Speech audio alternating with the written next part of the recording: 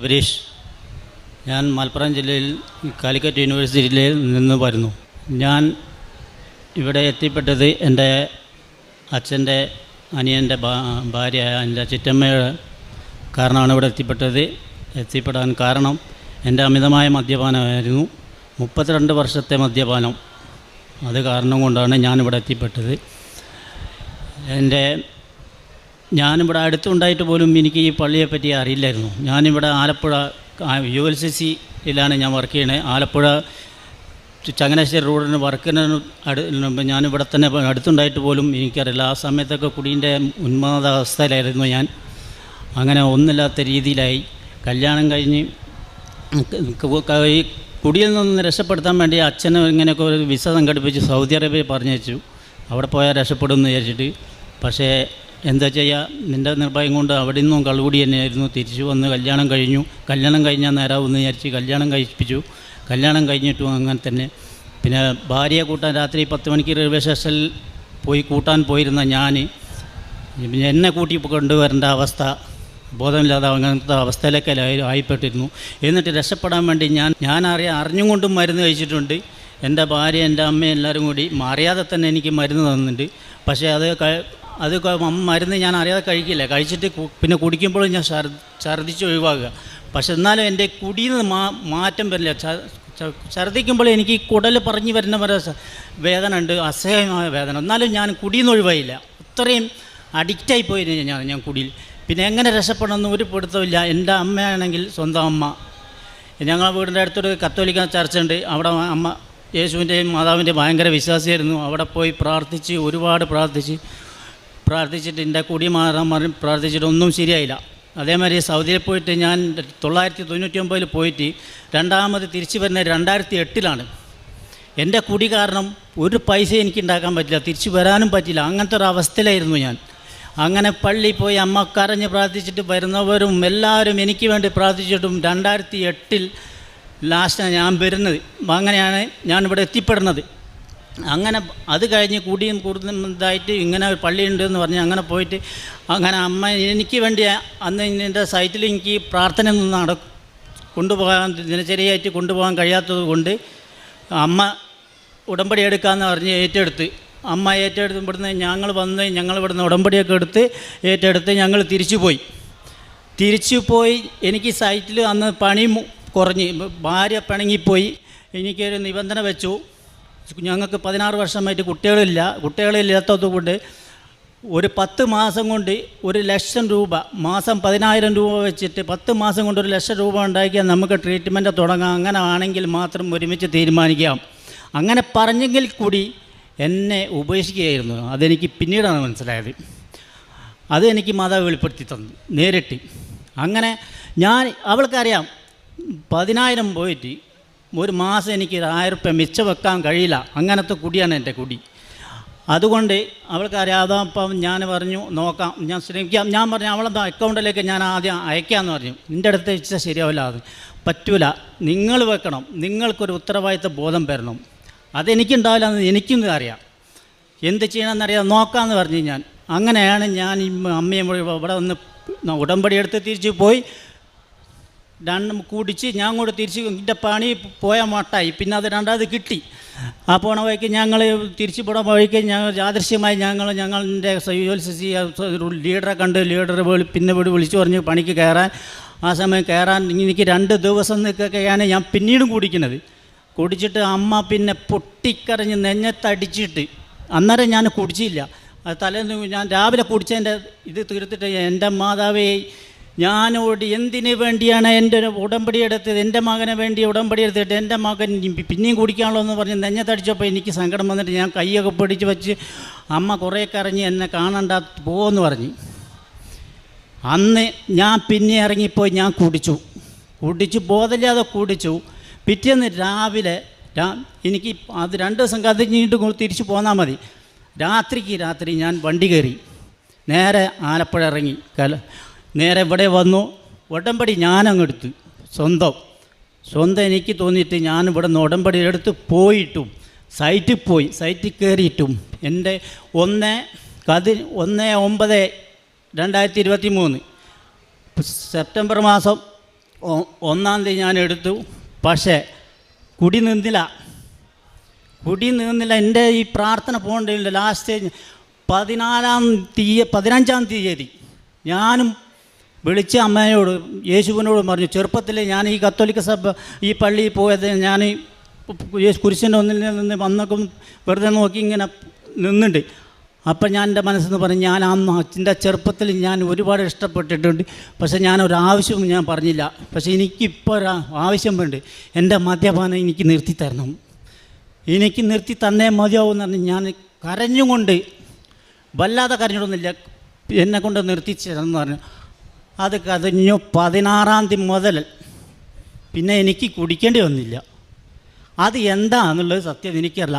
മറ്റേ ഞാൻ ശബരിമലയ്ക്ക് പോകുമ്പോൾ മാല ഇടുമ്പോൾ മാത്രമേ ഞാൻ കുടിക്കാതെ വന്ന ദിവസമുള്ളൂ. മാല സ്പോട്ടിൽ എന്തേ കളവ് പറഞ്ഞിട്ട് മാല ഊരുക, ഞാൻ എപ്പോഴെത്തും ഒപ്പം നേരെ പോകുക, കള്ള് എവിടെ നിന്ന് കിട്ടുമോ അത് വാങ്ങാൻ കുടിക്കാൻ വേണ്ടിയിട്ട്. അങ്ങനത്തെ ഞാൻ ഇനിയിപ്പോൾ കള്ള് കുടിക്കുന്നത് കണ്ടാൽ എൻ്റെ സ്വന്തം അടുത്തിരുന്നൊരു കൂട്ടുകാർ കുടിക്കുന്നത് കണ്ടാലും എനിക്കൊരു പ്രശ്നമില്ല. എന്താ സംഭവിച്ചതെന്ന് എനിക്കല്ല. പക്ഷേ അതിൻ്റെ ഇടയ്ക്ക് വേറൊരു മിറക്കിൾ സംഭവിച്ചു. വരില്ല എന്ന് പറഞ്ഞ് ഞാൻ അന്ന് പറഞ്ഞു, പിന്നെ ഞാൻ അങ്ങനെ കുടി നിർത്തിയെന്ന്. അപ്പോഴേ ഞാൻ കുടി നിർത്തിയ സമയത്ത് ഞാൻ പറഞ്ഞു കുടി നിർത്തി. എൻ്റെ ഭാര്യ വിശ്വസിച്ചില്ല, ഒരുപാട് കേട്ടതാ ഞാൻ ഇനി കുടിക്കില്ല, ഞാൻ കുടി നിർത്തിയെന്ന്. ഭാര്യ പറഞ്ഞ്, നിങ്ങൾ എന്ന് 1 ലക്ഷം ഉണ്ടാക്കുമെന്നോ അന്ന് ഞാൻ വരും. 10 മാസം കഴിഞ്ഞിട്ട് അവൾക്ക് അറിയാണ്ടാക്കാൻ കഴിയില്ല. പക്ഷേ ഈ കഴിഞ്ഞ ഏപ്രിൽ 2-ാം തീയതി 1-ാം തീയതി ഇവൾ എനിക്ക് 31-ാം തീയതി മാർച്ച് 31-ാം തീയതി എനിക്ക് ചെറിയൊരു സംഖ്യ ലോട്ടറി അടിച്ചു. ആ ലോട്ടറി അടിച്ചു എന്ന് പറഞ്ഞപ്പോൾ ഞാൻ വരുന്നുണ്ടെന്ന് പറഞ്ഞു. ഞാൻ പറഞ്ഞു ആലപ്പുഴയിലോട്ട് വരാം, ഞാൻ കായംകുളമാവണമെന്ന്. പത്തനാപുരത്താണ് ഞാൻ പണിയെടുക്കണത്. ഞാൻ പറഞ്ഞു ആലപ്പുഴ വാന്ന്, എൻ്റെ ലക്ഷ്യം ഇവിടെ കൊണ്ടുവരിക എന്നുള്ള. അപ്പോൾ ആലപ്പുഴ ഇറങ്ങിയാൽ മതി അറിഞ്ഞ് രാത്രിത്തെ വണ്ടി കയറി പുലച്ചയ്ക്ക് അവൾ വന്നിറങ്ങി. അവൾ ബസ് സ്റ്റാൻഡിൽ വന്നൊക്കെ എന്നെ വെയിറ്റ് ചെയ്തു. ഞാൻ പത്തനാപുരത്ത് നിന്ന് എത്തുന്നവരെ വെയിറ്റ് ചെയ്ത് ഞങ്ങളിവിടെ വന്നു. ഇവിടെ ഒരു വീടിൻ്റെ അവിടെ നിന്ന് റൂം എടുത്തു, ഞങ്ങളിവിടെ താമസിച്ചു. ഇവിടെ വന്ന് ഫ്രഷ് ആയതിനു ശേഷം ഞാൻ അവിടെ നിന്ന് ഫ്രഷ് ആയിട്ടാണ് വരുന്നത്. ഇവിടെ എല്ലാം കഴിഞ്ഞ് ഞങ്ങളിവിടെ വന്ന് പ്രാർത്ഥിച്ചു പോയി. പിറ്റേന്ന് എൻ്റെ അച്ഛനും അമ്മയും എല്ലാവരും വരുന്നുണ്ട്. ഞാൻ അങ്ങനെ സംഭവം പറഞ്ഞപ്പോൾ അവർ നാളെ വരുന്ന എത്തുമെന്ന് അറിഞ്ഞ് ഞങ്ങൾ പിറ്റേന്ന് ഇവിടെ വന്ന് ഉടമ്പടി എടുത്തു. എൻ്റെ അച്ഛനും അമ്മയും എല്ലാവരും വന്നു, കണ്ടു, സന്തോഷമായി പോയി. ഇവളും പോയി, ഞാൻ തിരിച്ച് എൻ്റെ സൈറ്റിലേക്കും പോയി. പിന്നീട് ഞാൻ വീട്ടിലേക്ക് വരണമെന്നുണ്ടെന്ന് പറഞ്ഞ് ഞാൻ വീട്ടിലേക്ക് പോയിട്ട് അന്ന് പറഞ്ഞ ഒരു വർത്താനാണ് എനിക്ക് അറിയാം. അവളെന്നെ ഉപേക്ഷിച്ചതാണെന്ന് എനിക്ക് മനസ്സിലായിന്ന് ഞാൻ ആദ്യം പറഞ്ഞില്ലേ. എൻ്റെ അമ്മയോട് പറയാം, അമ്മേ ഞാൻ ഒരിക്കലും വിചാരിച്ചില്ല ഈ വീട്ടിലേക്ക് ഞാൻ കാലുകുത്തുമെന്ന്. അപ്പോൾ അവളെ മുമ്പ് തീരുമാനമെടുത്ത് എന്നെ ഉപേക്ഷിച്ചു എന്നുള്ള തീരുമാനം അവൾ എടുത്തിരിക്കുന്നു. എനിക്ക് മനസ്സിലായതാണ്. അന്നേരം എനിക്ക് അത് മാതാവ് വെളിപ്പെടുത്തിയിരുന്നത്. അതിനിടയ്ക്കും ഞാൻ അവളോട് മാതാവ് ഇങ്ങനെ നിർത്തിയെങ്കിൽ നോക്കി കുറച്ച് ഇതോടെ പറഞ്ഞു, ഞാൻ മാതാവുണ്ട് എൻ്റെ കൂടെ, നീ എൻ്റെ കൂടെ വരും. ഞാൻ ഇങ്ങനെ പറഞ്ഞുകൊണ്ടിരുന്നു. അപ്പോൾ കാണാം എന്നാണ് അവൾ പറഞ്ഞത്. ഞാൻ പറഞ്ഞു നേരിട്ട് കാണാം, ഓക്കെ. അങ്ങനെ പറഞ്ഞാൽ എനിക്ക് മാതാവ് തന്നു. എത്ര നന്ദി, ഇങ്ങനെ ഇപ്പോൾ കോടാനുകോടി നന്ദി എന്ന് പറഞ്ഞതുകൊണ്ടൊന്നും എനിക്ക് തീരില്ല നന്ദി. പിന്നെ എന്നെക്കൊണ്ട് കഴിയുന്ന എല്ലാ സഹായങ്ങളും എല്ലാം ഞാൻ ചെയ്യേണ്ടത്. ഒരു പാവപ്പെട്ടവരെ കണ്ടു കഴിഞ്ഞാൽ എനിക്ക് എൻ്റെ ഡ്യൂട്ടി ടൈമുണ്ട്, ഒരു നിശ്ചിത സമയമുള്ളൂ എനിക്ക് ചെയ്യാൻ പറ്റുള്ളൂ. അതിനുള്ള എല്ലാ ഇതും ചെയ്യാറുണ്ട്. പേപ്പർ ഞാൻ വിതരണം ചെയ്യാറുണ്ട്, പാവപ്പെട്ടവരെ ഞാൻ സഹായിക്കാറുണ്ട്. ഹോസ്പിറ്റലിൽ പോകാൻ പറ്റുന്നതിൻ്റെ കൂടെ പറ്റുന്നവർക്ക് കൂടെ പോയിട്ട് സഹായിക്കണം. പിന്നെ അവിടെ നിന്ന് കാണുന്നവരൊക്കെ സഹായിക്കണം. പറ്റുന്ന അവസരത്തിൽ എല്ലാ സഹായവും ഞാൻ ആദ്യവും ചെയ്യലുണ്ട്, ഇപ്പോഴും ചെയ്യലുണ്ട്. എന്തായാലും എനിക്ക് ഇപ്പം നല്ലൊരു ജീവിതം തന്നു. എല്ലാവർക്കും എന്നെ കൊണ്ട് ആദ്യത്തെക്കാളും ഇരട്ടി സന്തോഷമായി. ഞാനിങ്ങനെ മാറും എൻ്റെ നാട്ടുകാർക്കും എൻ്റെ കൂട്ടുകാർക്ക് പോലും വിശ്വസിക്കാൻ പറ്റില്ല. ശബരിക്ക് എന്ത് മാറാ, എല്ലാവരോടും ഞാൻ പറയണ്ടത് വിട്ടോ, ഇങ്ങനെ തന്നെ പറഞ്ഞേ. അവിടെ ഒരു മാതാവുണ്ട്, നിങ്ങൾ പോയാൽ രക്ഷപ്പെടും. എനിക്ക് അത്രേ പറയാനുള്ളൂ. ബാക്കിയെല്ലാം മാതാവ് നോക്കിയോളും. പക്ഷെ നിങ്ങൾ പോയേ പറ്റൂ. എന്താണെന്നുള്ളതൊന്ന് പറഞ്ഞാൽ വിശ്വസിക്കാൻ പറ്റില്ല. അവിടെ നേരിട്ട് പോയി അനുഭവിക്കുക, അത്രയേ ഉള്ളൂ. അങ്ങനെ ഞാൻ പറഞ്ഞിട്ടുള്ളൂ എല്ലാവരോടും. എന്ത് സംഭവിച്ചാലും അമ്മ വിളിച്ചു പറയും, അവിടെ ഇങ്ങനെ സംഭവം. ഞാൻ പറയും ഇവിടെ കൃപാസന അമ്മയെ പോയി കാണാൻ പറയും. അങ്ങനെ ഇപ്പം തന്നെ പറയാറ്, വേറെ ഒന്നും ഞാൻ പറയില്ല. അതുകൊണ്ട് എനിക്ക് എന്തായാലും നല്ല ഇത് കിട്ടിയത്, ഈ അനുഗ്രഹം കിട്ടിയത് എൻ്റെ മാതാവും എൻ്റെ ഈശോ തമ്പുരാനാണ്. എനിക്ക് പരിശുദ്ധമ്മയ്ക്കും തിരുക്കുമാരനും വലിയൊരു നന്ദി പറയാൻ നമുക്ക് വലിയൊരു സാക്ഷ്യമാണ്. അതായത് 32 വർഷമായിട്ട് ഈ മദ്യപാനത്തിൽ നിന്ന് മാറാൻ, ജീവിതം മുഴുവൻ ജീവിതം മുഴുവൻ കയ്യിൽ നിന്ന് പോയ ഒരാളാണ്. വലിയൊരു സാക്ഷ്യമായിട്ട് നമ്മുടെ മുമ്പിൽ വന്ന് നിൽക്കുകയാണ്. നമുക്കറിയാം 38 വർഷമായിട്ട് ബെത്സേദ കുളക്കളവിൽ കിടക്കുന്ന രോഗിയെ കർത്താവ് അടുത്ത് ചെന്നിട്ടാണ്, അവൻ്റെ അടുത്ത് ചെന്നിട്ടാണ് അവനെ കിടക്കയെടുത്ത് നടക്കാൻ പറയുന്നത്. അപ്പോൾ തീർച്ചയായിട്ടും ഈ മകൻ്റെ അടുത്തേക്ക് പറയുന്നത് പലതവണ അമ്മ ഉടമ്പടി എടുത്തു, അതിൽ ചെയ്യാൻ നോക്കി നടന്നില്ല. പക്ഷേ പിന്നീട് ഞാൻ തന്നെ തീരുമാനിച്ച് 2023 ഇവിടെ വന്ന് അമ്മയുടെ മുമ്പിൽ ഉടമ്പടി എടുത്ത് സെപ്റ്റംബർ മാസം ഉടമ്പടി എടുത്ത് എന്നിട്ട് പറയണം, സെപ്റ്റംബർ മാസം 16-ാം തീയതി ഈ മദ്യപാനം എങ്ങനെ നിന്നെന്ന് എനിക്ക് പോലും അറിയാൻ പാടില്ല. എൻ്റെ കൂട്ടുകാർ വിശ്വസിച്ചിട്ടില്ല, എൻ്റെ നാട്ടുകാർ വിശ്വസിച്ചിട്ടില്ല. നിബന്ധന വെച്ച് ഇറങ്ങിപ്പോയ ജീവിത പങ്കാളി തിരിച്ച് ജീവിതത്തിലേക്ക് വന്നു. അങ്ങനെ കയ്യിൽ നിന്ന് പോയ ജീവിതത്തെ പരിശുദ്ധ അമ്മ ഇങ്ങനെ ചേർത്ത് പിടിച്ച് കൊണ്ടുവന്നു. നിങ്ങളിത് ഈ സാക്ഷ്യങ്ങളൊക്കെ കാണുമ്പോൾ നമ്മുടെ മനസ്സിൽ തട്ടണം. നിങ്ങളിവിടെ ഇരിക്കുന്നവരെ ഒരുപാട് നിയോഗങ്ങളുള്ളവരാണ്, ഈ സാക്ഷ്യം കാണുന്നവർ ഒത്തിരി നിയോഗങ്ങളുള്ളവരാണ്. നിങ്ങളുടെ മനസ്സിൽ പരിശുദ്ധ അമ്മയോടുള്ള വലിയൊരു വണക്കമുണ്ടാകണം. ഈ കൃപാസന ആൾത്താരെ പ്രത്യക്ഷപ്പെട്ട അമ്മയുടെ പ്രത്യക്ഷീകരണത്തിൽ വിശ്വസിച്ചുകൊണ്ട് അമ്മയുടെ പ്രത്യക്ഷീകരണത്തിന് എന്നെയും ഇതുപോലെ സാക്ഷിയാക്കണേ എന്ന് പറഞ്ഞുകൊണ്ട് വേണം നിങ്ങൾ ഉടമ്പടി നിബന്ധനകൾ പാലിക്കാനും ആത്മവിശുദ്ധീകരണ പ്രവൃത്തികളൊക്കെ ചെയ്യുവാനും. ഇപ്പോൾ പരിശുദ്ധമ്മ നിങ്ങളുടെ കൂടെ എല്ലാവരുടെയും കൂടെയുണ്ട്. നമുക്ക് ദൈവത്തെ മഹത്വപ്പെടുത്തി വലിയ കരഘോഷത്തോടെ ദൈവത്തിന് നമുക്ക് നന്ദി പറയാം. പേര് ഡേവിഡാണ്. ഞങ്ങൾ തൃശ്ശൂർ മരിയാപ്പുരം സ്ഥലത്തു നിന്നാണ് വരുന്നത്. എനിക്ക് 3 മക്കളാണ്. ഇത് ഇളയവനാണ്. ഇനി 2 മക്കളും കൂടിയുണ്ട്. ഒരു വയ്യാത്ത മോനുണ്ട് എനിക്ക്. അവൻ ഇവിടെ കയറാനായിട്ട് സമ്മതിക്കണില്ല, അതുകൊണ്ടാണ് അവൻ വരാത്തത്. ഞാൻ എൻ്റെ ഭാര്യയ്ക്ക് വേണ്ടിയാണ് ഇവിടെ നിങ്ങളോട് സാക്ഷ്യപ്പെടുത്താനായിട്ട് വന്നിരിക്കുന്നത്. 2023 അവൾക്ക് ഒരു ഡെങ്കിപ്പനി വന്നു. അപ്പോൾ ഹോസ്പിറ്റലിൽ അഡ്മിറ്റായി ബ്ലഡ് ടെസ്റ്റ് ചെയ്തപ്പോൾ ഡോക്ടർ പറഞ്ഞു അവൾക്ക് വൈറ്റ് ബ്ലഡ് സെല്ല് കൂടുതലാണ്. അങ്ങനെയുണ്ടെങ്കിൽ ആ സമയത്ത് ഭയങ്കര തലക്കറക്കും തലവേദനയും അസാധ്യമായ തലവേദനയായിരുന്നു. അപ്പോൾ ഡെങ്കിപ്പനി കൂടി ആയപ്പോൾ ഒരുപാട് ക്ഷീണമായി, ഭയങ്കര തളർച്ചയായി. അങ്ങനെ ഡോക്ടർ പറഞ്ഞു വൈറ്റ് ബ്ലഡ് സെല്ല് കൂടുതലുള്ള കാരണം കൊണ്ട് അവളുടെ ബ്ലഡ് ക്ലോട്ടാവാൻ സാധ്യതയുണ്ട്, അത് കാര്യമാക്കണ്ട. അങ്ങനെ 3-4 ദിവസം അവിടെ ഹോസ്പിറ്റലിൽ കിടന്ന് ഡിസ്ചാർജായി വീട്ടിൽ വന്നു. വീട്ടിൽ വന്നപ്പോൾ ഡോക്ടർ വീട്ടിലേക്ക് പോകുമ്പോൾ പറഞ്ഞിട്ടുണ്ടായിരുന്നു, ഇനി അങ്ങനെ തലകറക്കം തലവേദന വരികയാണെങ്കിൽ ഇവിടെ വന്ന് ഒരു കുപ്പി ബ്ലഡ് റിമൂവ് ചെയ്യണം എന്നാണ് പറഞ്ഞത്.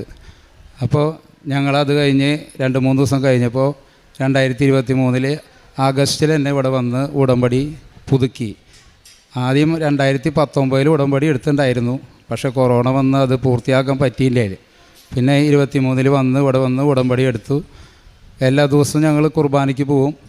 അങ്ങനെ വേറെ കുഴപ്പങ്ങളൊന്നും ഉണ്ടായില്ല.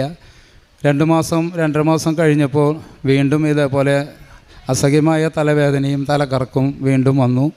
അങ്ങനെ ഞങ്ങൾ ഹോസ്പിറ്റലിൽ പോയി ബ്ലഡ് റിമൂവ് ചെയ്തു, ഒരു കുപ്പി ബ്ലഡ് എടുത്തു മാറ്റി. അങ്ങനെ വീണ്ടും ഞങ്ങൾ വന്നു. പ്രാർത്ഥന എന്ന് പറഞ്ഞു കഴിഞ്ഞാൽ ഞാൻ പള്ളിയെ പോലും പോകാത്ത ആളാണ്. അങ്ങനെ 2023 ഉടമ്പടി എടുത്ത പിന്നെ ഒരു ദിവസം പോലും ഞാൻ കുർബാന മുടങ്ങിയിട്ടില്ല. പ്രാർത്ഥനയും എല്ലാതും എൻ്റെ ഒപ്പം തന്നെ ഉണ്ട്. ഞങ്ങൾ പരമാവധി ഫാമിലി എല്ലാവരും കുർബാനയ്ക്ക് പോവും. അങ്ങനെ 2023 ഈ വയ്യായ്കളും കുഴപ്പമില്ലാണ്ടായപ്പോൾ ഞങ്ങളിവിടെ വന്നിട്ട് സാക്ഷ്യപ്പെടുത്താനായിട്ട് വന്നിരുന്നു. ഇവിടെ വന്ന് പറഞ്ഞപ്പോൾ നല്ല തിരക്കുണ്ടായിരുന്നു. കാര്യങ്ങൾ പറഞ്ഞപ്പോൾ ഒരു സിസ്റ്ററായിരുന്നു. സിസ്റ്റർ പറഞ്ഞു നന്ദി പറഞ്ഞ് നിങ്ങൾ പോയിക്കോ എന്ന് പറഞ്ഞു. അങ്ങനെ ഞങ്ങൾ അന്ന് നന്ദി പറഞ്ഞ് ഞങ്ങൾ പോയി. കഴിഞ്ഞ 2024 വീണ്ടും ജൂലൈ മാസം ഞങ്ങളിവിടെ വന്ന് ഉടമ്പടി വീണ്ടും പുതുക്കി. അവൾക്ക് അപ്പോൾ ചെറിയ അസ്വസ്ഥതകളുണ്ടായിരുന്നു, ഒരു നീർക്കെട്ട് പോലെ, ഒരു നെഞ്ഞത്ത് വിമിഷ്ടവും കാര്യങ്ങളൊക്കെ ഉണ്ടായിരുന്നു. ആഗസ്റ്റ് മാസം 5-ാം തീയതി ആഗസ്റ്റ് മാസം തന്നെ ഇവൾക്ക് വീണ്ടും വയറ്റിലൊക്കെ നീർക്കെട്ടും കാലുമ്മ ചെറുതായിട്ട് നീരൊക്കെ ഉണ്ടായി. അങ്ങനെ ഞങ്ങൾ ഡോക്ടറെ അടുത്തേക്ക് പോയപ്പോൾ ഡോക്ടർ ഇഞ്ചക്ഷനും മരുന്നൊക്കെ തന്നു, ഞങ്ങൾ വിട്ടു. പക്ഷേ നീര് കൂടുന്നല്ലാണ്ട് കുറയുന്നുണ്ടായിരുന്നില്ല. അങ്ങനെ വീണ്ടും ഞങ്ങൾ ഗ്യാസ്ട്രോളജിയുടെ ഡോക്ടറെ കണ്ടു. ഗ്യാസ്ട്രോളജിയുടെ ഡോക്ടർ പറഞ്ഞു ഇവിടെ അഡ്മിറ്റാക്കണം. അങ്ങനെ CT സ്കാനും എല്ലാ കാര്യങ്ങളും ചെയ്തപ്പോൾ അവൾക്ക് ലിവറിൽ നിന്ന് പോകുന്ന വെയിൻ ഒരെണ്ണം ബ്ലോക്ക് ഉണ്ട് എന്നാണ് പറഞ്ഞത്. അപ്പോൾ ഡോക്ടർ പറഞ്ഞു എത്രയും പെട്ടെന്ന് ഇവിടെ അഡ്മിറ്റ് ആക്കണം. അഡ്മിറ്റായിട്ട് മറ്റുള്ള ടെസ്റ്റുകളെല്ലാതും ചെയ്ത് നോക്കിയപ്പോൾ ഡോക്ടർ എന്നോട് പറഞ്ഞത് ലിവറിൽ നിന്ന് പോകുന്ന 3 വെയിനും അവൾക്ക് ബ്ലോക്കാണ്. അപ്പോൾ അങ്ങനെയാണെങ്കിൽ നമുക്ക് എത്രയും പെട്ടെന്ന് ICUവിൽ കയറ്റി മരുന്നുകൾ സ്റ്റാർട്ട് ചെയ്യണം. അങ്ങനെ ഇവളെ ICUവിൽ കയറ്റി ഇത് കൊണ്ടുപോയി അന്ന് തന്നെ ഈ ടെസ്റ്റ് ചെയ്ത് പിറ്റേ ദിവസമാണ് ഡിസംബർ 6-ാം തീയതിയാണ് ഇവളെ ICUവിലേക്ക് മാറ്റണത്. അന്ന് എല്ലാ ടെസ്റ്റുകളും ചെയ്ത് ഇവൾക്ക് മരുന്ന് സ്റ്റാർട്ട് ചെയ്തു. ഡോക്ടർ എന്നെ 10 മണിയായപ്പോൾ എന്നെ കാണണമെന്ന് പറഞ്ഞു. ഞാൻ ഡോക്ടറെ കണ്ടു. ഡോക്ടറെ കണ്ടപ്പോൾ ഡോക്ടർ എന്നോട് പറഞ്ഞു അവൾക്ക് മരുന്ന് കയറ്റുന്നുണ്ട്. പക്ഷേ അപ്പം ഞാൻ ഡോക്ടറോട് ചോദിച്ചു ഈ മരുന്ന് കയറ്റിയിട്ട് എന്താണ് ഇനി എത്ര ദിവസം കഴിഞ്ഞാലാണ് എത്ര സമയം കഴിഞ്ഞാലാണ് ഇത് മാറിയോ മാറിയില്ലേന്ന് അറിയാൻ പറ്റാമെന്ന് ചോദിച്ചപ്പോൾ ഡോക്ടർ പറഞ്ഞു 3 ദിവസമെങ്കിലും മിനിമം എടുക്കും. അപ്പോൾ ഞാൻ പറഞ്ഞു 3 ദിവസം കഴിഞ്ഞിട്ട് മാറിയില്ലെങ്കിൽ എന്താ ചെയ്യേണ്ടതെന്ന് ചോദിച്ചു. അപ്പോൾ ഡോക്ടർ എന്നോട് പറഞ്ഞു ലിവർ മാറ്റി വയ്ക്കേണ്ടി വരും എന്നാണ് പറഞ്ഞത്. പക്ഷെ ഞാനാകെ തകർന്നു പോയി. ഞങ്ങൾ ഇത്രയും പ്രാർത്ഥനയും എല്ലാതും മുട്ടിപ്പായി പ്രാർത്ഥിക്കുന്ന ആൾക്കാരാണ് ഞങ്ങൾ. എന്നിട്ട് ഞങ്ങൾക്കിത് തന്നെയല്ലേ വന്നത് എന്നാലോചിച്ച് ഞങ്ങൾ ഭയങ്കര സങ്കടപ്പെട്ടു. ഞാൻ പള്ളിയിൽ നിന്ന് എനിക്ക് പോന്നിട്ടില്ല. അങ്ങനെ ഉച്ചയ്ക്ക് ഞാൻ എന്താണ് ചെയ്യേണ്ടതെന്ന് എനിക്കറിയാണ്ട് ഞാൻ ഉച്ചയ്ക്ക് ഭക്ഷണം കഴിക്കാൻ ക്യാൻറ്റീനിലേക്ക് പോയപ്പോൾ അവിടെ നിന്ന് ഒരാൾ വന്ന് എന്നോട് പറഞ്ഞു മോനെന്താ ഭക്ഷണം കഴിക്കാണ്ടിരിക്കണേ, മോൻ പേടിക്കണ്ട, എല്ലാം തമ്പുരാൻ സമർപ്പിക്കാൻ പറഞ്ഞു. ഞാനങ്ങനെ വീണ്ടും ഇവളുടെ അടുത്തേക്ക് വന്നു. എനിക്ക് ഇവളെ കാണണമെന്ന് പറഞ്ഞു. ഞാൻ ഇവളെ കണ്ടപ്പോൾ ഇവളുടെ അവസ്ഥയ്ക്ക് ആകെ മോശമാണ്. ഞാനങ്ങനെ ആരോടും ഈ വിവരങ്ങളൊന്നും പറഞ്ഞു തരുന്നില്ല. ഗ്യാസിൻ്റെ അസുഖമാണെന്ന് മാത്രമേ ഞാൻ പറഞ്ഞു തരുന്നുള്ളൂ. ഞാനങ്ങനെ ഉള്ള ആങ്ങള ജർമ്മനിയിലാണ്. അവൻ്റെ ഭാര്യ അവിടെ നേഴ്സാണ്. അവൾക്ക് എല്ലാ റിപ്പോർട്ടുകളും ഞാൻ അയച്ചു കൊടുത്തു. അപ്പോൾ അവൾ പറഞ്ഞു അളിയ ഇത് വെച്ചോണ്ടിരിക്കല്ലേ, വേറെ ഹോസ്പിറ്റലിലേക്ക് പൊക്കോളൂ, രാജഗിരി ഹോസ്പിറ്റലാണ് നല്ലത്, അങ്ങോട്ട് പൊക്കോ, ലിവറിന് എന്ത് സംഭവം ഉണ്ടെങ്കിലും അവിടെയാണ് നല്ലത് എന്ന് പറഞ്ഞു. അന്ന് ഞാൻ അങ്ങനെ തന്നെ ഡോക്ടറോട് പറഞ്ഞു ഇത് ഞങ്ങൾ ഇവിടുന്ന് മാറ്റാണ്, ഞങ്ങൾക്ക് അതിന് വേണ്ട കാര്യങ്ങളൊക്കെ ചെയ്തു തരണം എന്ന് പറഞ്ഞു. അങ്ങനെ തന്നെ ഞങ്ങൾ അന്ന് രാത്രി 12:30 ആയിട്ട് ഞങ്ങൾ അപ്പം തന്നെ രാജഗിരി ഹോസ്പിറ്റലിൽ വന്നു. അവർ കാഷ്വാലിറ്റിയിൽ കയറ്റി എല്ലാ കാര്യങ്ങളും ചെയ്ത് 6 മണിയായപ്പോൾ എന്നെ ഡോക്ടർ വിളിച്ചിട്ട് പറഞ്ഞു അവൾക്ക് ലിവറിൽ നിന്ന് പോകുന്ന 3 വെയിനുണ്ട്. അതായത് ലിവർ പ്യൂർ ചെയ്തിട്ട് ഹാർട്ടിലേക്കും മറ്റുള്ള അവയവങ്ങൾക്ക് പോകുന്ന 3 വെയിനും ബ്ലോക്കാണ്. അപ്പോൾ അത് ബ്ലോക്ക് തീർത്താൽ ഇവളുടെ നീര് എല്ലാതും പോവും. നല്ല നീരായിരുന്നു, മേത്ത് കാലുമ്പിയും എല്ലായിടത്തും നീരായിരുന്നു, പാൻക്രിയാസിൽ ആമാശയത്തിൽ എല്ലായിടത്തും നീരായിരുന്നു. അപ്പോൾ ഡോക്ടറോട് പറഞ്ഞു അതിനിപ്പോൾ എന്താണ് ചെയ്യുക എന്ന് പറഞ്ഞപ്പോൾ ഡോക്ടർ പറഞ്ഞു നീ പേടിക്കണ്ട, ബ്ലഡ് ടെസ്റ്റുകൾ കുറച്ച് ടെസ്റ്റുകൾ ചെയ്യാനുണ്ട്, പിന്നെ വയറ്റിൽ കെട്ടിയിട്ടുള്ള നീര് ഇതിൻ്റെ സംഭവം കൊണ്ടാണോ വന്നതെന്ന് ആ ടെസ്റ്റ് ചെയ്ത് കഴിഞ്ഞാൽ അത് ഓക്കെ ആണെങ്കിൽ ഇന്ന് തന്നെ നമുക്ക് ആ ബ്ലോക്ക് തീർക്കാം. ആ ബ്ലോക്ക് തീർത്താൽ കഴിഞ്ഞാൽ വേറെ പ്രശ്നങ്ങളൊന്നുമില്ല. അപ്പോൾ ഞാൻ പറഞ്ഞു എൻ്റെ കയ്യിൽ തൃശ്ശൂർ അമല ഹോസ്പിറ്റലാണ് ആദ്യം ഞങ്ങൾ കാണിച്ചത്. ആ ഡോക്ടർ പറഞ്ഞത് ലിവർ മാറ്റി വയ്ക്കണമെന്നാണ് പറഞ്ഞതെന്ന് പറഞ്ഞു. അപ്പോൾ ഡോക്ടർ പറഞ്ഞു എന്തിനാണ് നിങ്ങൾ ലിവർ മാറ്റി വയ്ക്കണേ, ഈ ലിവർ മാറ്റി വെച്ചാലും ഈ കംപ്ലൈൻറ്റ് അവിടെ ഇനി ഉണ്ടാവും, ഈ ബ്ലോക്ക് തീർത്താൽ തന്നെ എല്ലാ കാര്യങ്ങളും മാറ്റി തരും എന്ന് പറഞ്ഞു. അപ്പോൾ ഞാൻ അതിനെല്ലാ ടെസ്റ്റുകളും ചെയ്ത് അതെല്ലാതും ഓക്കെ ആയിരുന്നു. അങ്ങനെ പിറ്റേ ദിവസം കാലത്ത് 7 ആകുമ്പോഴേക്കും ഇവൾക്ക് സ്റ്റെൻറ്റ് ഇട്ടു. അത് ടിപ്സ് എന്ന് പറയും, അതിട്ട് ബ്ലോക്ക് തീർത്തു. അന്നത്തെ ദിവസം ICUവിൽ കിടന്ന് പിറ്റേ ദിവസം റൂമിലേക്ക് മാറ്റി. അവൾക്ക് ഒരു കുഴപ്പമുണ്ടായിരുന്നില്ല. എല്ലാ കാര്യങ്ങളും ഈശോ തമ്പുരാൻ ഭംഗിയായിട്ട് നടത്തി. 4-ാം ദിവസം തന്നെ ഞങ്ങൾ വീട്ടിലേക്ക് ഡിസ്ചാർജ് ചെയ്ത് വന്നു. വീട്ടിൽ വരുമ്പോൾ എന്തൊന്നാവോ വീട്ടിൽ കയറിയ വഴിക്ക് എല്ലാ ബന്ധുക്കളും ഉണ്ടായിരുന്നു. വീട്ടിൽ ഭയങ്കര മുല്ലപ്പൂവിൻ്റെ മണമായിരുന്നു. ഇടയ്ക്ക് മുല്ലപ്പൂവിൻ്റെ മണം ഉണ്ടാവാറുണ്ട്, പക്ഷേ ഞാൻ ഇവിടെ വരുമ്പോഴാണ് കൂടുതൽ എനിക്ക് മുല്ലപ്പൂവിൻ്റെ മണം അനുഭവിക്കാറ്. അന്ന് അങ്ങനെ ഞങ്ങൾക്ക് ചെയ്ത എല്ലാ അനുഗ്രഹങ്ങൾക്കും ഞാൻ കൃപാസന മാതാവിനോടും യേശു തമ്പുരാനോടും നന്ദി പറയുന്നു. പരിശുദ്ധമ്മയ്ക്കും തിരുക്കുമാരനും നന്ദി പറയാം. ഈ സഹോദരനിവിടെ തൻ്റെ ജീവിത പങ്കാളിക്ക് വേണ്ടിയാണ് സാക്ഷ്യം പറഞ്ഞത്. അതായത് പെട്ടെന്ന് ഡെങ്കിപ്പനി കൂടിയിട്ട് വൈറ്റ് സെൽസുകൾ കൂടുന്നൊരു സാഹചര്യം വരുമ്പോൾ ബ്ലഡ് കട്ട പിടിക്കുന്ന ഒരു അസുഖമായിരുന്നു ഈ സഹോദരിക്ക് ഉണ്ടായിരുന്നത്. അപ്പോൾ അത് പിന്നീട് ഫേർദർ ആയിട്ട് നമ്മൾ ട്രീറ്റ്മെൻറ്റിന് വേണ്ടി പോകുമ്പോൾ അതിൽ പറയുന്നൊരു കാര്യം അതായത് ലിവറിലേക്ക് പോകുന്ന 3 വെയിനുകളും ബ്ലോക്കാണ്. അതുകൊണ്ട് ലിവർ മാറ്റിവെക്കാതെ വേറൊരു മാർഗം അതിനില്ല എന്ന് പറയുന്ന സമയത്ത് ഇവർ വീണ്ടും ഇവിടെ വന്ന് പരിശുദ്ധമ്മയുടെ മുമ്പിൽ ഉടമ്പടി പുതുക്കി പ്രാർത്ഥിച്ചു. അത് കഴിഞ്ഞപ്പോൾ അത് ലിവർ മാറ്റിവെക്കാതെ തന്നെ പരിശുദ്ധമ്മ ഈ മകളുടെ ജീവിതത്തിൽ ഇടപെട്ടുകൊണ്ട് ഈ കുടുംബത്തെ എല്ലാ തരത്തിലും പരിശുദ്ധമ്മ സംരക്ഷിക്കുകയായിരുന്നു. യോഹന്നാൻ 14:18 പറയും, ഞാൻ നിങ്ങളെ ഒരിക്കലും അനാഥരായിട്ട് വിടുകയില്ല, ഞാൻ നിങ്ങളുടെ അടുത്തേക്ക് വരും. പരിശുദ്ധമ്മയുടെ മധ്യസ്ഥതയിൽ ഈശോ അടുത്തേക്ക് ചെന്നുകൊണ്ട് ഈ ഒരു കുടുംബത്തെ ഈ ഒരു വലിയൊരു വിപത്തിൽ നിന്നും സംരക്ഷിക്കുകയായിരുന്നു. പരിശുദ്ധമ്മ മാതാവ് ചൊരിഞ്ഞ ഈ വലിയ അനുഗ്രഹത്തിന് ദൈവത്തിനെ കരങ്ങളടിച്ച് മഹത്വപ്പെടുത്തി ഈശോയ്ക്ക് നമുക്ക് നന്ദി അറിയിക്കാം. എൻ്റെ പേര് പൊന്നമ്മ ശശി. ഞാൻ പത്തനംതിട്ട ജില്ല കുമ്പഴ എന്ന പ്രദേശത്താണ് താമസം. എൻ്റെ മകൾക്ക് വേണ്ടി, എൻ്റെ മകളുടെ പേര് സന്ധ്യ, കണ്ണൂർ മെഡിക്കൽ കോളേജിൽ നേഴ്സാണ്. മോളുടെ 3ാമത്തെ പ്രസവവുമായി ബന്ധപ്പെട്ടുകൊണ്ട് മോളെ ഡ്യൂട്ടിയിൽ ഇരുന്ന സമയത്ത് മോൾക്ക് സുഖമില്ലാതെ 15 ദിവസത്തെ ലീവിനാണ് പത്തനംതിട്ടയിലേക്ക് വന്നത്. അപ്പോൾ മോൾക്ക് നേരത്തെ ന്യൂട്രസിന് മുഴകളും ബ്ലീഡിങ്ങും ഒക്കെ ഉണ്ടായിരുന്നു. ആ ഒരു സാഹചര്യത്തിൽ 3ാമത്തെ ഗർഭം ധരിച്ചത് അറിയാൻ പറ്റിയില്ല. 6-7 മാസമായപ്പോഴാണ് പത്തനംതിട്ടയിലേക്ക് വരുന്നത്. ശരീരമാകെ നീരും വളരെ ഒരു വിഷമാവസ്ഥയിലാണ്, നടക്കാൻ പോലും വയ്യാത്ത ഒരു സാഹചര്യത്തിലാണ് വീട്ടിലേക്ക് വരുന്നത്. പെട്ടെന്ന് ഞങ്ങൾ പത്തനംതിട്ട ഹോസ്പിറ്റലിലേക്ക് കൊണ്ടുപോവുകയും അവിടെ നിന്ന് ഡോക്ടർ പരിശോധിച്ചിട്ട് എത്രയും പെട്ടെന്ന് കോട്ടയം മെഡിക്കൽ കോളേജിലേക്ക് എത്തിക്കുക എന്ന് പറഞ്ഞ് ആംബുലൻസ് തയ്യാറാക്കി അരമണിക്കൂറിനുള്ളിൽ ഞങ്ങളെ കോട്ടയം മെഡിക്കൽ കോളേജിലേക്ക് എത്തിച്ചു. മോൾക്ക് ഹാർട്ടിൻ്റെ പ്രോബ്ലം ഉണ്ടായിരുന്നു. അപ്പം എക്കോ എടുത്ത് വളരെ സീരിയസ് ആണ്, എത്രയും പെട്ടെന്ന് മെഡിക്കൽ കോളേജിലേക്ക് എത്തിക്കണമെന്ന് പറഞ്ഞ ഡോക്ടർ ആംബുലൻസുമായി ഞങ്ങളെ കോട്ടയം മെഡിക്കൽ കോളേജിലേക്ക് എത്തിക്കുകയും അവിടെ 2 ആഴ്ച അവിടെ മോളുമായി കിടന്ന് മോളുടെ ശരീരത്തെ നീരും വേദനയും ഒക്കെ മാറി. പക്ഷെങ്കിൽ ഹാർട്ടിൻ്റെ പ്രോബ്ലം വളരെ രൂക്ഷമായിരുന്നു.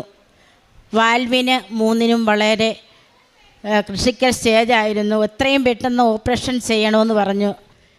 പക്ഷേ അവിടെ ചെന്ന് കുട്ടി ഗർഭിണിയാണെന്നുള്ളത് അവിടെ 1.5 ആഴ്ച കഴിഞ്ഞപ്പോഴാണ് കുട്ടി ഒരു അനക്കം വയറ്റിലുണ്ടായിട്ടുള്ളത് ഡോക്ടറുടെ പരിശോധനയിലൂടെ. ഞങ്ങൾക്കതിനു മുമ്പ് എൻ്റെ കൂട്ടുകാരികൾ പറഞ്ഞു, ചേച്ചി ഒന്നുകൊണ്ടും പേടിക്കണ്ട, നമ്മൾ ആലപ്പുഴയിലെ കൃപാസനം അമ്മയെ പ്രാർത്ഥിക്കൂ. എനിക്കൊരു പുസ്തകം തന്നിട്ട് ആ പുസ്തകം വായിച്ചിട്ട് ഞാൻ അന്നു മുതൽ അമ്മയെ പ്രാർത്ഥിച്ചു. ഞാൻ ആ ഹോസ്പിറ്റലിൽ നിന്ന് തന്നെ മോളുടെ അടുത്ത് ചേച്ചിയുടെ മോളെ ഇരുത്തിയിട്ട് അവിടെ നിന്ന് ഞാൻ നേരെ ഇവിടേക്ക് വന്ന് ഞാൻ മെയ് മാസം ഉടമ്പടി എടുത്തു. ആ ഉടമ്പടി എടുത്ത സമയം മുതൽ എൻ്റെ മോൾക്ക് സുഖം പ്രാപിച്ചു. പിന്നീട് ഓപ്പറേഷൻ സമയമായി. ഞങ്ങൾ ജൂൺ 12-ാം തീയതിയാണ് മോളുടെ ഓപ്പറേഷൻ വളരെ പെട്ടെന്ന് നടക്കുന്നത്. ഡോക്ടർ പറഞ്ഞു, ഞങ്ങളെ വിളിച്ച് പറഞ്ഞു, അച്ഛനെയും വിളിച്ച് പറഞ്ഞു, വളരെ ക്രിട്ടിക്കലാണ്, പ്രതീക്ഷയ്ക്ക് ഒരു വകയുമില്ല, കുഞ്ഞിന് വനക്കമില്ല, അമ്മയെപ്പോലും കിട്ടില്ല എന്ന് പറഞ്ഞു. ഞങ്ങളുടെ അവസ്ഥ, ആ കുഞ്ഞും അമ്മയും എങ്ങനെയാണെന്നുള്ള കുഞ്ഞിനെയും ഓപ്പറേഷൻ കഴിഞ്ഞ് 10 മണിക്കൂർ സമയമായിരുന്നു എൻ്റെ കുഞ്ഞിൻ്റെ ഓപ്പറേഷൻ. ന്യൂട്രസുമായി ബന്ധപ്പെട്ടുകൊണ്ട് വളരെ സീരിയസ് ആയിരുന്നു. അവിടെ നിന്നെല്ലാം ഡോക്ടർ പറഞ്ഞു, കുഞ്ഞ് ശ്വാസം എടുത്തപ്പോൾ ശ്വാസമില്ലാതെ ഐസിയുവിലാണ്, പ്രതീക്ഷയ്ക്ക് വകയില്ല എന്ന് പറഞ്ഞു. 1 മണിക്കൂർ കഴിഞ്ഞപ്പോഴാണ് എൻ്റെ ഈ പൊടിക്കുഞ്ഞിന് ദൈവം മാതാവ് ശ്വാസം തന്നത്. എൻ്റെ മോളെയും എൻ്റെ കുഞ്ഞിനെയും ഞങ്ങൾക്ക് തിരിച്ചു തന്നു എൻ്റെ മാതാവ്. മാതാവിനെ എൻ്റെ ഹൃദയത്തോട് ചേർത്തുകൊണ്ട് ഞാൻ എപ്പോഴും പ്രാർത്ഥിക്കുന്നു. അതോടൊപ്പം ഞാൻ അവിടെ ഒരു ആശുപത്രിയുടെ അടുത്തൊരു പള്ളിയുണ്ട്. എന്നും ഞാനവിടെ മെഴുകുതിരി കത്തിക്കാൻ പോകും സന്ധ്യയ്ക്ക്. ഒരു ദിവസം ചെന്നപ്പോൾ ആ ഗേറ്റ് അടച്ചു. പക്ഷേ ഞാൻ മെഴുകുതിരിയുമായി ഇവിടെ ചെന്നപ്പോൾ ഞാൻ പറഞ്ഞു, എൻ്റെ അമ്മ എനിക്ക് മെഴുകുതിരി കത്തിച്ച് അമ്മയുടെ അടുത്ത് പ്രാർത്ഥിക്കാൻ പറ്റിയില്ലല്ലോ എന്ന് പറഞ്ഞ് ഞാൻ കണ്ണുനീരോട് തിരിഞ്ഞു. ഞാനിങ്ങനെ നേർച്ചപ്പെട്ടിയിൽ പൈസ ഇട്ടുകൊണ്ട് സമയത്താണ് എൻ്റെ അടുത്ത് ഒരാൾ വന്ന ഗേറ്റ് തുറന്ന് തന്നിട്ട്, മോൾ എന്തിനാ വന്നേ? ഞാൻ പറഞ്ഞു, മെഴുകുതിരി കത്തിക്കാൻ. അതിനെന്താ കയറി മെഴുകുതിരി കത്തിച്ചു വന്നപ്പോൾ ഞാൻ മെഴുകുതിരി ഇങ്ങനെ കത്തിച്ച് നോക്കിയപ്പോൾ ആളിനെ കണ്ടില്ല. എവിടേക്ക് പോയി? ഞാൻ സന്തോഷം കൊണ്ട് കരഞ്ഞു. ഞാൻ ഓടി വന്ന് എൻ്റെ മോളുടെ അടുത്ത് പറഞ്ഞു, മോളെ ഞാൻ അമ്മയെ കണ്ടു, എന്നെ അമ്മയെ കാണിച്ചു. എൻ്റെ ദുഃഖങ്ങളും പ്രയാസങ്ങളും എല്ലാം എൻ്റെ അമ്മ മാറ്റിയെന്ന് ഞാൻ പറഞ്ഞു. എൻ്റെ കുഞ്ഞിനെ രണ്ടുപേരെയും എനിക്ക് എൻ്റെ അമ്മ തന്നു. എനിക്കൊരിക്കലും അതോടൊപ്പം തന്നെ ആ ഓപ്പറേഷൻ കഴിഞ്ഞ് 2 ദിവസം കഴിഞ്ഞപ്പോൾ അവിടെ അതുപോലെ ഓപ്പറേഷൻ കഴിഞ്ഞ 2 കുട്ടികളുണ്ടായിരുന്നു. ഒന്ന് തലച്ചോറിന് എന്തോ ഒരു പ്രശ്നമുണ്ടെന്ന് പറഞ്ഞു, ഒരു കുഞ്ഞിന് ഹാർട്ടിൻ്റെ. അവർ രണ്ടുപേരും കരയുന്ന കണ്ടപ്പോൾ എൻ്റെ കയ്യിൽ മാതാവിൻ്റെ പുസ്തകവും അമ്മയുടെ തൈലവും ഉണ്ടായിരുന്നു. ഞാൻ ആ അമ്മയുടെ കയ്യിൽ കൊടുത്ത്, ഒന്നുകൊണ്ടും വിഷമിക്കണ്ട, നിങ്ങളെ അമ്മ കാത്തു രക്ഷിക്കും 2 കുഞ്ഞുങ്ങളെ എന്ന് പറഞ്ഞു. അവരെ രണ്ടുപേരെയും സ്കാൻ ചെയ്തപ്പോൾ, എക്കോ എടുത്തപ്പോൾ ഒരു കുഴപ്പമില്ല, നോർമലായിരുന്നു. അവരിവിടെ വന്ന് കഴിഞ്ഞ മാസം ഇവിടെ വന്നിരുന്നു. ആ കുഞ്ഞുങ്ങളെ രണ്ടുപേരും രക്ഷപ്പെട്ടു. 2 ആൺകുഞ്ഞുങ്ങളായിരുന്നു. അവരെന്നെ എപ്പോഴും വിളിക്കുകയും ഞങ്ങൾ സംസാരിക്കുകയും ഞങ്ങളുടെ കുഞ്ഞുങ്ങളുടെ കാര്യങ്ങളൊക്കെ തന്നെ ചർച്ച ചെയ്യുകയും ഒക്കെ ചെയ്യും. എൻ്റെ കൂട്ടുകാരികളാണ് എനിക്കിങ്ങനെയൊരു അവസരം ഒരുക്കി തൻ്റെ അമ്മയെ കാണുവാനും പ്രാർത്ഥിക്കുവാനും എൻ്റെ കുഞ്ഞിന് ജീവൻ തിരിച്ചു കിട്ടിയതുമൊക്കെ ഒരിക്കലും മറക്കാൻ ഞാൻ സാക്ഷ്യം പറയാമെന്ന് പറഞ്ഞു. എനിക്ക് ഉറങ്ങാൻ പറ്റില്ല. ഞാൻ എപ്പോഴും എൻ്റെ അമ്മയോട് ആരാധന, ഞാൻ അമ്മയെ പ്രാർത്ഥിച്ചുകൊണ്ടാണ്. അമ്മ എൻ്റെ കുഞ്ഞുങ്ങളെ ഇപ്പോൾ നടത്തി. എൻ്റെ കുഞ്ഞിന് 4 മാസമായി. എൻ്റെ പൊടിക്കുഞ്ഞ് ഒരു ഗർഭിണിമാർക്കുള്ള ഒരു ശുശ്രൂഷ പോലും കിട്ടാത്ത എൻ്റെ ഒരു തങ്കക്കുടമാണ് കയ്യിലിരിക്കുന്നത്. എൻ്റെ മോളെയും എനിക്ക് തിരിച്ചു കിട്ടി. 2 കുട്ടികളും മൂത്തതുണ്ട്. നല്ല രീതിയിൽ ആ കുഞ്ഞുങ്ങൾ പോകുന്നു, കുഴപ്പമൊന്നുമില്ല. അവൾ 20-ാം തീയതി അവിടെ ജോലി സ്ഥലത്തേക്ക് തിരിച്ചു പോവുകയാണ്. കണ്ണൂരാണ് ജോലി. അതിനിപ്പുറം എൻ്റെ അമ്മയുടെ അടുത്ത് വന്ന് എനിക്ക് സാക്ഷ്യം പറഞ്ഞ് എൻ്റെ കുഞ്ഞിനെ കൊണ്ടുവരണമെന്നുള്ള എൻ്റെ പ്രതിജ്ഞ എനിക്ക് സാധിക്കാൻ പറ്റി എന്നുള്ളത് എൻ്റെ മാതാവ് എന്നെ നടത്തിയ ഒരിക്കലും ഞാൻ മറക്കില്ല. എൻ്റെ എല്ലാ ദൈവത്തോടും ഞാൻ നന്ദിയും സ്തോത്രവും പറയുകയാണ്. എല്ലാവരെയും, എനിക്കറിയാവുന്ന എല്ലാവരെയും ഞാൻ എൻ്റെ ദുഃഖത്തിലും പ്രയാസത്തിലും എല്ലാവരും, നിങ്ങൾ ഏത് രോഗത്തിലും ഏത് പ്രയാസത്തിലും എൻ്റെ മാതാവിനെ വിളിച്ചാൽ നമുക്ക് അനുഗ്രഹങ്ങൾ, അമ്മയുടെ എല്ലാ അനുഗ്രഹങ്ങളും അത്ഭുതങ്ങളും നമ്മൾ സൃഷ്ടിച്ചു തരുമെന്നുള്ളതിൻ്റെ ഉറച്ച വിശ്വാസമാണ്. എൻ്റെ 2 കുഞ്ഞുങ്ങൾ, നിങ്ങൾ ഓർക്കുക, അമ്മയും കുഞ്ഞിനെയും തിരിച്ചു കിട്ടില്ല എന്ന് ഡോക്ടർ പറഞ്ഞപ്പോൾ ആ അവസരം നിങ്ങളൊന്ന് ഓർത്ത് നോക്കൂ. എൻ്റെ കുഞ്ഞിന് ഹാർട്ടിൻ്റെ ഓപ്പറേഷൻ ലാസ്റ്റിൽ ഞങ്ങൾ ടെസ്റ്റ് ചെയ്തപ്പോൾ എക്കോ എടുത്താൽ പറഞ്ഞു, ഡോക്ടർ പറഞ്ഞു ഇനിയും ഓപ്പറേഷൻ ഒന്നും വേണ്ട, അവൾ ആരോഗ്യവതിയായി ജോലി ചെയ്യും, എത്ര കാലവും ജീവിക്കുമെന്ന് പറഞ്ഞു. 3 വാൽവും മൊത്തം തകർന്നു എന്ന് എക്കോയിലൂടെ പറഞ്ഞ ആ അവസ്ഥ നിങ്ങൾ ഓർക്കുക. ഞങ്ങളെ ഇത്രയും നടത്തിയ ദൈവത്തെ എത്ര സ്തുതിച്ചാലും മറക്കാൻ പറ്റുകയില്ല. ഞാൻ എപ്പോഴും അമ്മയെ പ്രാർത്ഥിക്കുന്നു. ഞങ്ങൾക്ക് വേണ്ടിയും എല്ലാവർക്കും വേണ്ടിയും, കുടുംബത്തിനും കൂട്ടുകാർക്കും വേണ്ടിയും നാടിനു വേണ്ടിയും ഒക്കെ പ്രാർത്ഥിക്കും. ഞാനൊരു പൊതുപ്രവർത്തക കൂടിയാണ്.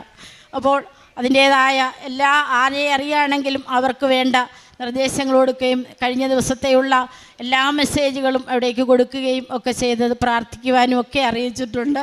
മാതാവിൻ്റെ കൃപയും അനുഗ്രഹവും ഒക്കെ അത്ഭുതങ്ങൾ ഞങ്ങളിൽ സ്ഥാപിച്ചു തന്നു എന്നുള്ളത് എത്ര ഓർത്താലും ഓർക്കാൻ പറ്റാത്ത കോടാനുകോടി പ്രണാമം. മാതാവേ, ആമേൻ. ലൂക്കായുടെ വിശുദ്ധ സുവിശേഷം 2-ാം അധ്യായം 31-ാം തിരുവചനത്തിൽ ഇപ്രകാരം അരുളി ചെയ്യുന്നു: സകല ജനതകൾക്കും വേണ്ടി അങ്ങ് ഒരുക്കിയിരിക്കുന്ന രക്ഷ എൻ്റെ കണ്ണുകൾ കണ്ടു കഴിഞ്ഞു. അത് വിജാതീയർക്ക് വെളിപാടിൻ്റെ പ്രകാശവും അവിടുത്തെ ജനമായ ഇസ്രായേലിൻ്റെ മഹിമയുമാണ്. ക്രിസ്തുവിനെക്കുറിച്ച് ശിമെയോൻ എന്ന ദീർഘദർശി അരുളി ചെയ്യുന്ന തിരുവചനങ്ങളാണ് നാം കേട്ടത്. സകല ജനതകൾക്കും വേണ്ടിയിരിക്കുന്ന രക്ഷ ഈശോ എങ്ങനെയാണ് ഇന്ന് കൃപാസനത്തിൽ വന്ന് ഓരോ കുടുംബവും തങ്ങൾക്ക് കിട്ടിയ തങ്ങളുടെ കുടുംബത്തിലേക്ക് സൗഖ്യ അനുഭവമായി, സാമ്പത്തിക തകർച്ചകളിൽ ആശ്വാസമായി, കോടതി കേസുകളിൽ പരിഹാരമായി ഒക്കെ തങ്ങൾക്ക് ലഭിക്കുന്ന അനുഗ്രഹങ്ങൾ, കൃപകൾ എങ്ങനെ വന്ന് നന്ദി പറഞ്ഞ് ദൈവത്തെ മഹത്വപ്പെടുത്തുന്നു. അതിന് ജാതിയില്ല, മതമില്ല, കുലമില്ല. ക്രിസ്തു രക്ഷകനാണെന്ന് അധരങ്ങൾ കൊണ്ട് ഏറ്റുപറയുകയും ഹൃദയത്തിൽ അത് വിശ്വസിക്കുകയും ചെയ്താൽ രക്ഷ പ്രാപിക്കുന്ന അനുഭവങ്ങളാണ് ഇവിടെ നാം കേട്ടുകൊണ്ടിരിക്കുക. തൻ്റെ മകളും മകളുടെ കുഞ്ഞും എങ്ങനെയാണ് രക്ഷപ്പെട്ടത്. അതായത് 24 മണിക്കൂർ മാത്രം പറഞ്ഞിരുന്നു. മകളുടെ ഹാർട്ടിൻ്റെ വാൽവ് 3 ബ്ലോക്കുകളാണ് ഉള്ളത്, മേജറായിട്ടുള്ള ബ്ലോക്കുകൾ. അതുപോലെ കുഞ്ഞിനാണെങ്കിലും അമ്മയും കുഞ്ഞും ക്രിട്ടിക്കൽ കണ്ടീഷൻ. ഈ ഒരവസ്ഥയിൽ നിന്ന് ഇന്നിവിടെ അമ്മ ജീവനോടെ പ്രത്യക്ഷപ്പെട്ട ആൾത്താരയിൽ തങ്ങൾക്ക് വന്നു നിൽക്കുവാനും സാക്ഷ്യപ്പെടുത്തുവാനുമൊക്കെ കഴിഞ്ഞത് ഏറ്റവും വലിയ കൃപയായിട്ട് ഈ കുടുംബം കണ്ട് ഈ മകളതാണ് നമ്മോട് പറഞ്ഞത്. ഇന്ന് ഈശോയ്ക്കും അമ്മയ്ക്കും വേണ്ടി താൻ ജീവിക്കുന്നു, ഞാനത് എല്ലായിടത്തും പറയുന്നു. ഈ അമ്മയല്ലായിരുന്നെങ്കിൽ എൻ്റെ മകളെ എനിക്ക് ലഭിക്കില്ലായിരുന്നു, എൻ്റെ കുഞ്ഞിനെ എനിക്ക് ലഭിക്കില്ലായിരുന്നു എന്നൊക്കെ ഇവിടെ പറയുമ്പോൾ അമ്മ എങ്ങനെ ഈ മകൾക്ക് അമ്മയുടെ ദർശനവും കൊടുത്തു എന്ന് നാം കേട്ടു. അതായത് തന്നെ വിളിച്ചപേക്ഷിക്കുന്നവരെ നിരാശപ്പെടുത്താത്ത സത്യദൈവത്തെയാണ് നമുക്ക് കാണുവാൻ കഴിയുക. കരങ്ങളടിച്ച് നമുക്ക് ദൈവത്തെ ആരാധിക്കാം, മഹത്വപ്പെടുത്താം. ഈശോയ്ക്കും അമ്മയ്ക്കും നന്ദി പറയാം. എൻ്റെ പേര് ജോജേഷ്. ആദ്യമായി ഞാൻ അമ്മമാതാവിനും എൻ്റെ ഉണ്ണീശോയ്ക്കും ഞാൻ 1000 നന്ദി പറയുന്നു. ഞങ്ങൾ വരുന്നത് കുമ്പളങ്ങി, എറണാകുളം ജില്ല, പഴങ്ങാട് ഇടവകയിൽ നിന്നാണ്. ഇതെൻ്റെ ഭാര്യ റോഷ്നി, എൻ്റെ കുട്ടി അക്സ്വിൻ. ഞങ്ങൾക്ക് ഏകദേശം 1 വർഷം മുമ്പ് ഒരു ജൂൺ 15-ാം തീയതിയോടുകൂടി കുട്ടിക്ക് ചെറിയൊരു പനി തുടങ്ങി. ആ പനി ഞങ്ങൾ ഡോക്ടറെ കാണിച്ചപ്പോഴേക്കും ഡോക്ടർ പറഞ്ഞു ആൻറ്റിബയോട്ടിക് കഴിച്ചാൽ മതി, അത് മാറിക്കോളും എന്ന് പറഞ്ഞു. അങ്ങനെ ഏകദേശം ഒരു 15 ദിവസത്തോളം ആൻറ്റിബയോട്ടിക് കഴിച്ചിട്ടും പനി മാറുന്നില്ല. ഞങ്ങളങ്ങനെ കുട്ടിക്ക് തീരെ അവശതയായി. കുട്ടി രോഗം കൂടുന്നതല്ലാതെ കുറയുന്നില്ല. ആ അവസ്ഥയിൽ ഞങ്ങൾ അടുത്തുള്ള ഒരു മുണ്ടമ്പയിൽ തന്നെയുള്ള ജിഷി ഹോസ്പിറ്റലിലേക്ക് ഞങ്ങൾ കുട്ടിയെ അഡ്മിറ്റ് ചെയ്യാൻ വേണ്ടി കൊണ്ടുവന്നു. അവിടെ 2 ദിവസം കഴിഞ്ഞിട്ട് അവിടുത്തെ ഡോക്ടർ എന്നോട് വന്ന് പറഞ്ഞു, നമുക്ക് കുട്ടിയുടെ ബ്ലഡ് ഒന്ന് ചെക്ക് ചെയ്യണം, പനി മാറുന്നില്ലല്ലോ, അപ്പോൾ നമുക്ക് അങ്ങനെ നോക്കാമെന്ന് പറഞ്ഞു. അങ്ങനെ നോക്കി അവിടുത്തെ ഡോക്ടർ ഞങ്ങളോട് പറഞ്ഞ കാര്യമെന്ന് പറഞ്ഞാൽ, ഈ നിൽക്കുന്ന കുട്ടിക്ക്, എൻ്റെ മോന് ബ്ലഡിൽ ക്യാൻസറാണ് എന്നുള്ളതാണ് ആ ഡോക്ടർ പറഞ്ഞത്. ഞങ്ങളന്ന് ഞാനും എൻ്റെ ഭാര്യയും കൂടി അന്ന് റൂമിലായിരുന്നു, ഞങ്ങൾ സെപ്പറേറ്റ് ഞങ്ങൾ റൂം എടുത്തിരിക്കുകയായിരുന്നു. അന്ന് ഞങ്ങൾ 2 പേരും ഈ കാര്യം പറഞ്ഞു, കുറേ കരഞ്ഞതിന് ശേഷം ഞങ്ങൾ പറഞ്ഞു നമുക്ക് ചത്ത് കളഞ്ഞാലോ എന്ന് വരെ ആലോചിച്ചു ഞങ്ങൾ 2 പേരും കൂടി. കാരണം 1.5 വയസ്സുള്ള, ഇപ്പം എൻ്റെ മകന് 3 വയസ്സാണ്, 1.5 വയസ്സുള്ളപ്പോഴേക്കാണ് ഞങ്ങൾക്ക് ഈ കുട്ടിക്ക് രോഗം അറിയുന്നത്. അപ്പോൾ 1.5 വയസ്സുള്ള ഈ കുട്ടിയെയും കൊണ്ട് ഞങ്ങൾ ഇനി എങ്ങനെ മുന്നോട്ട് പോകും എന്നുള്ള രീതിയിലായിരുന്നു. അങ്ങനെ എൻ്റെ അപ്പച്ചനുണ്ടായിരുന്നു, അപ്പച്ചനോടും ഈ കാര്യം ഡോക്ടർ തന്നെ സംസാരിച്ചു. അന്ന് അപ്പച്ചനും അമ്മച്ചയും കൂടി ഉടമ്പടി എടുത്തു, ഇവിടെ വന്ന് ഉടമ്പടി എടുത്തായിരുന്നു. അപ്പോൾ ഞങ്ങൾക്ക് നേരെ ഞങ്ങൾ ജിഷി ഹോസ്പിറ്റലിൽ നിന്ന് പിന്നെ പോകുന്നത് അമൃത ഹോസ്പിറ്റലിലേക്കാണ്. അവിടെ ചെന്ന് അവിടുത്തെ ഡോക്ടറിനെ കണ്ടു. ഡോക്ടർ പറഞ്ഞു നമുക്ക് ശരിയാക്കാം എന്നുള്ളത് പറഞ്ഞു.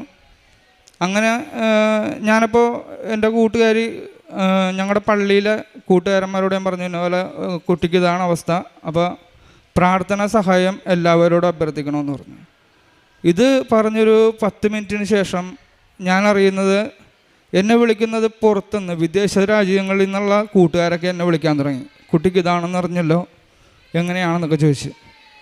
അങ്ങനെ കുറേ സഹായങ്ങൾ അവരും ചെയ്തു. പ്രാർത്ഥന സഹായം എല്ലാ സംഘടനകളും പ്രാർത്ഥനയും കാര്യങ്ങളൊക്കെ ആയിരുന്നു. അങ്ങനെ ഏകദേശം ഒരു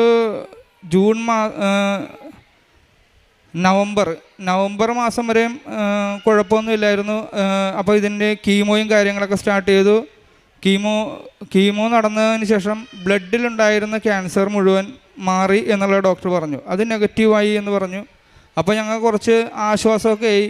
കാരണം ഞങ്ങളെക്കാളും കൂടുതൽ പൈസ ചിലവുള്ളതും എന്നാൽ കിട്ടാൻ ചാൻസ് ഇല്ലാത്തതുമായ കുറേയധികം കുട്ടികൾ, അതായത് 3 മാസമുള്ള കുട്ടി വരെയും അവിടെ ആ സമയത്തുണ്ടായിരുന്നു.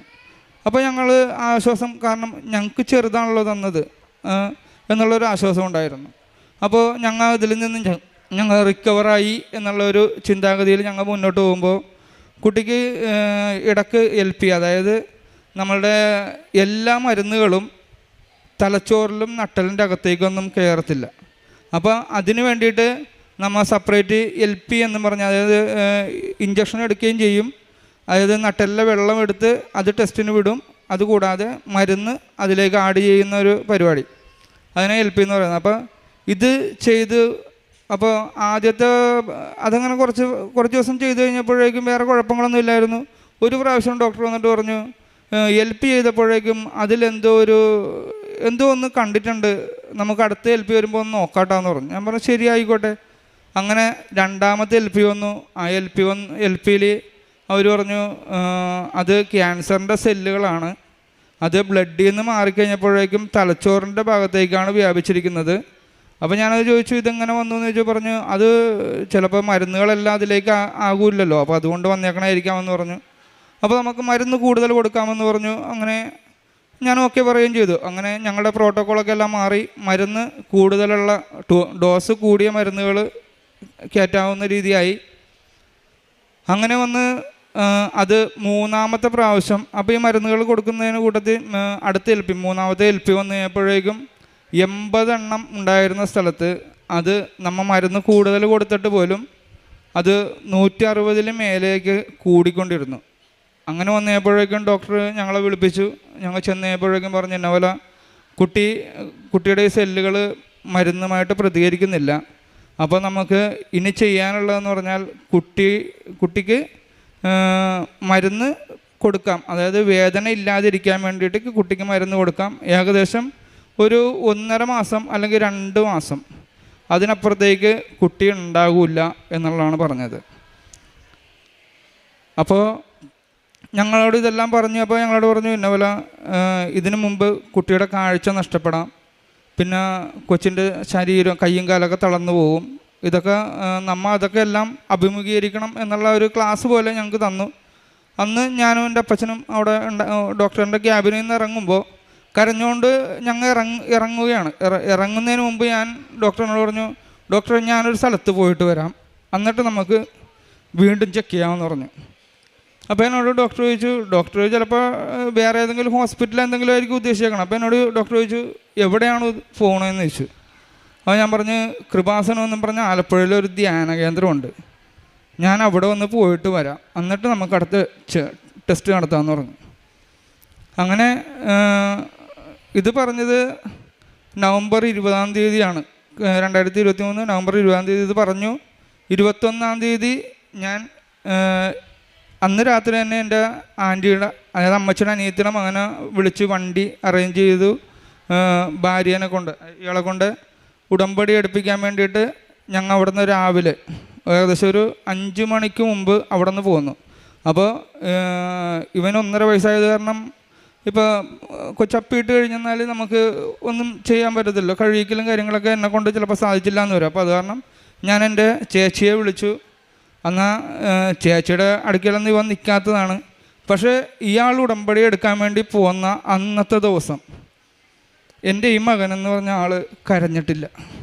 അതേസമയം ഇയാളൊന്ന് ബാത്റൂമിൽ പോകണമെങ്കിൽ പോലും കൊച്ചു കരയുന്ന കുട്ടി അന്നൊരു ദിവസം ഇയാൾ തിരിച്ചു വരുന്നവരെയും കരഞ്ഞിട്ടേ ഇല്ല. അങ്ങനെ ഉടമ്പടിയൊക്കെ എല്ലാം എടുത്തു. അപ്പോൾ ഞങ്ങളോട് ഡോക്ടർ പറഞ്ഞു ഇന്ന പോലെ കൊച്ചിൻ്റെ കൗണ്ട് കീമോ കൂടുതൽ മരുന്ന് കയറിയേക്കുന്നത് കൊണ്ട് കൊച്ചിൻ്റെ കൗണ്ട് കൂടാണ്ട് നിങ്ങൾക്ക് ഡിസ്ചാർജ് തരൂല്ല എന്ന് പറഞ്ഞു. ഞാൻ പറഞ്ഞു ശരി ആയിക്കോട്ടെ. അപ്പോൾ ഇതെല്ലാം കഴിഞ്ഞ് ഞങ്ങൾക്കൊരു 2 ആഴ്ചത്തെ ഗ്യാപ്പിന് ശേഷമാണ് ഞങ്ങൾ അവിടെ നിന്ന് വീട്ടിലേക്ക് പോരുന്നത്. അപ്പോൾ വീട്ടിൽ വന്ന് പിറ്റേ ദിവസം രാവിലെ തന്നെ ഞാൻ ഇവിടെ എത്തി, കൃപാസനത്തിലെത്തി. അപ്പോൾ എനിക്ക് അച്ഛനെ കാണണം എന്നുള്ളൊരു ആഗ്രഹത്തോടുകൂടിയാണ് ഞാൻ വന്നത്. അങ്ങനെ വന്നു കഴിയുമ്പോഴേക്കും ഞാൻ രാവിലത്തെ കുർബാന കഴിഞ്ഞ് ഞാൻ നിൽക്കുമ്പോൾ അവിടെ നോക്കുമ്പോഴേക്കും വലിയ ക്യൂ ആണ്. ഞങ്ങൾക്ക് ശരിക്കും ഒന്ന് ടോക്കൺ കിട്ടാനാണെങ്കിൽ എങ്ങനെയായാലും ഒരു 100-400 ആളിൻ്റെ കഴിയാണ്ട് കിട്ടില്ല. അങ്ങനെ നിൽക്കുമ്പോഴേക്കും കുമ്പളങ്ങി തന്നെ ഞങ്ങളുടെ ഇടവകയിലുള്ള ഒരു ചേച്ചി ഇവിടെ പ്രേക്ഷിത പ്രവർത്തനം നടത്തുന്നുണ്ട്. ജിൻസി എന്നാണ് ചേച്ചിയുടെ പേര്. ആ ചേച്ചീനെ ഞങ്ങൾ കണ്ടു കഴിഞ്ഞപ്പോൾ ഞാൻ ചേച്ചിനോട് പറഞ്ഞു ഇന്ന പോലെയാണ് കാര്യം, അപ്പോൾ അച്ഛനെ കാണാനായിട്ടൊരു ടോക്കൺ കിട്ടിയാൽ കൊള്ളാറുണ്ടെന്ന് പറഞ്ഞു കഴിഞ്ഞപ്പോഴേക്കും ചേച്ചി പറഞ്ഞു അതിനെന്താണ് ഞാനിപ്പോൾ തന്നെ മേടിച്ചു തരാമല്ലോ എന്നും പറഞ്ഞു പോയി. എന്തോ ദൈവഭാഗ്യം കൊണ്ട്, ദൈവത്തിൻ്റെ സഹായം കൊണ്ട് എനിക്ക് 2ാമത്തെ ടോക്കണാണ് കിട്ടിയത്.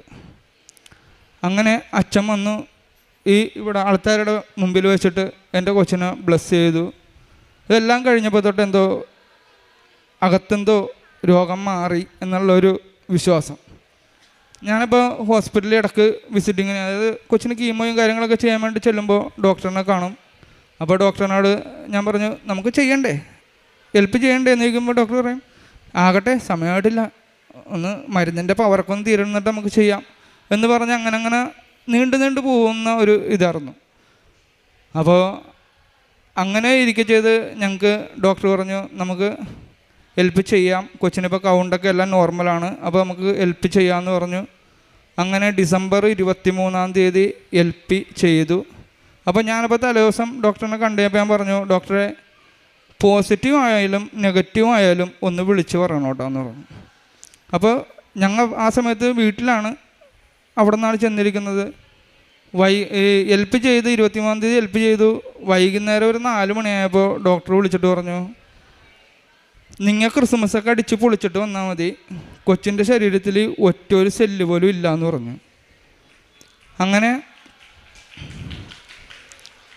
അങ്ങനെ അതിന് ഞങ്ങൾ അപ്പോൾ ഒരു സെല്ല് പോലും ഇല്ല എന്നുള്ള കാര്യമൊക്കെ അറിഞ്ഞ് ഞങ്ങൾ സന്തോഷിച്ചു. ക്രിസ്മസൊക്കെ എല്ലാം കഴിഞ്ഞ് ഞങ്ങൾ പിന്നീട് തിരിച്ചവിടെ ചെല്ലുമ്പോൾ അവിടെ